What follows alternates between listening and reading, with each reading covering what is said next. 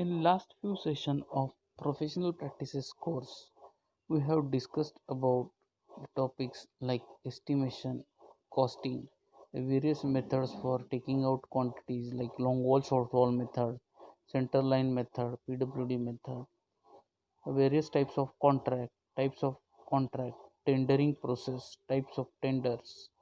Now, in this session, we are going to discuss in detail about the topic called as valuation, types of valuation, methods of valuation, and some examples for valuation. Myself, R.V. Zugdar, Assistant Professor in Civil Engineering Department, Shari Institute of Technology, College of Engineering. In this lecture or in this topic, we are going to discuss about following content, that is introduction, freehold properties, leasehold property, outgoings, depreciation and obsolescence, method of depreciation, different forms of values, miscellaneous topics, valuation methods of property and land, rent and rent fixation. First of all, what is valuation? Valuation is the technique of estimation or determining the fair price or value of property such as building, factory, other engineering structures of various types. Means the valuation is a process which is carried out for finding out fair price or fair price of property after its completion or execution, whereas the estimation is processed before execution of work. By valuation, present value of property is determined. The present value of property may be decided by the selling price or income or rent on it. The estimated value of property depends upon its power to serve man's need, location, amenities, purpose, and supply and demand of the property type. It continuously varies with age, physical state, and characteristics of the property itself. Purpose of valuation.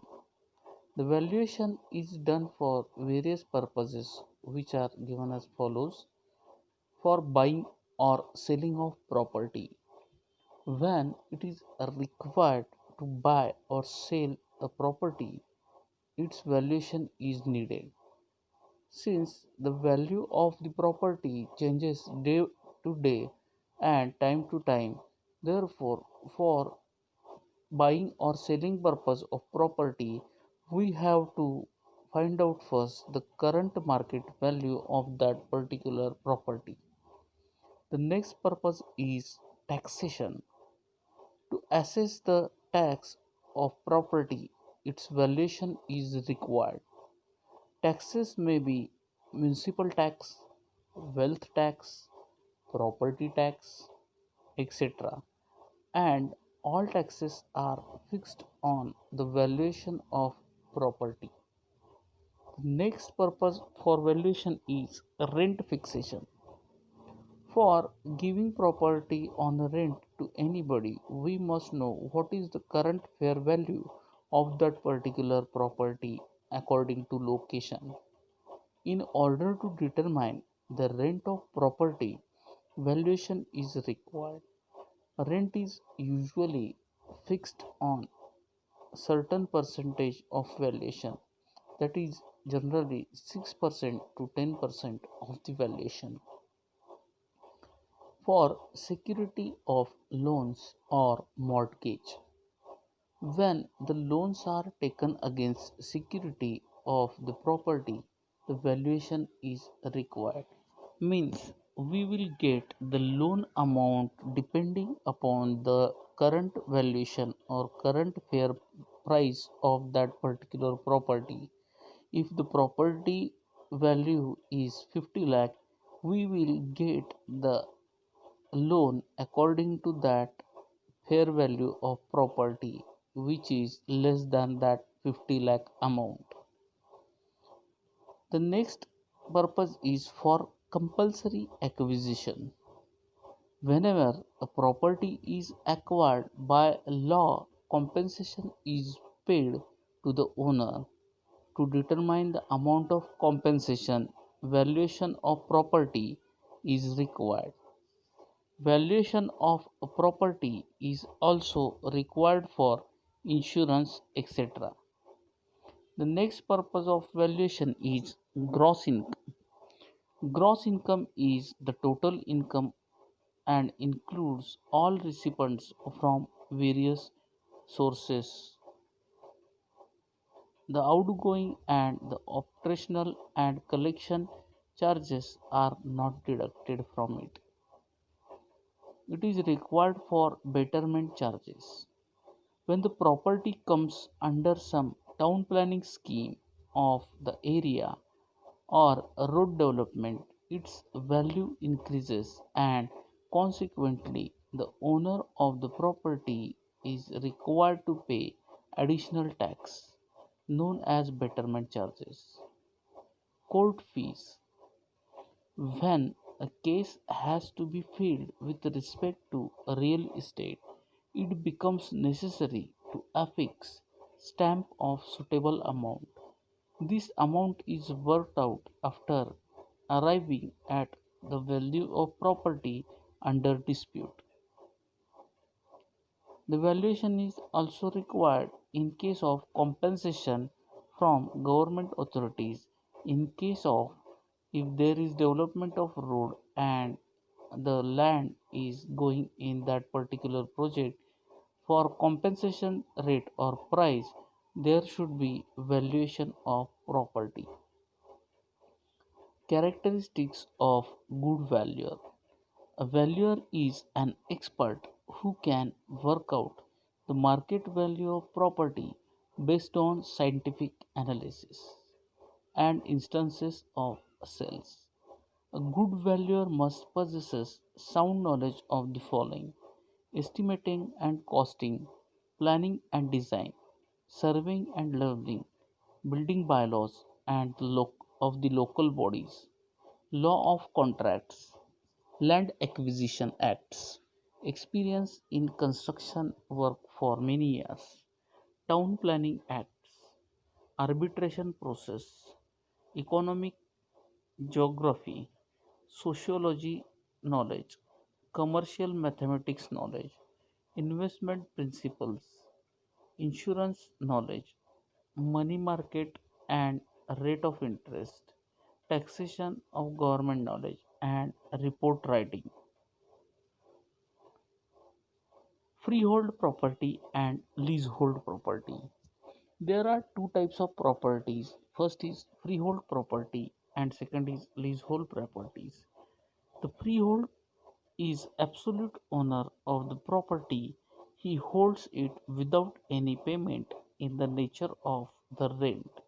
He may sell the property, divide the property, or donate or grant it on lease at his sweet will. The freehold or owner who grants the lease known as lessor and leasehold is known as leasee. The leasehold property, the leaseholder is known as leasee and holds a physical possession under of the property for a definite period under terms and conditions specified in the lease document. In common practice, it gives for 15, 21, 25, 50 years.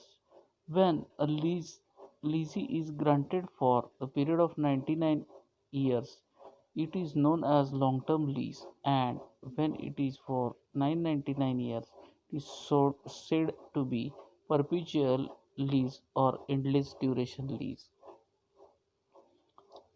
The different types of leases are building lease, occupational lease, sublease, life lease, perpetual lease. Outgoing.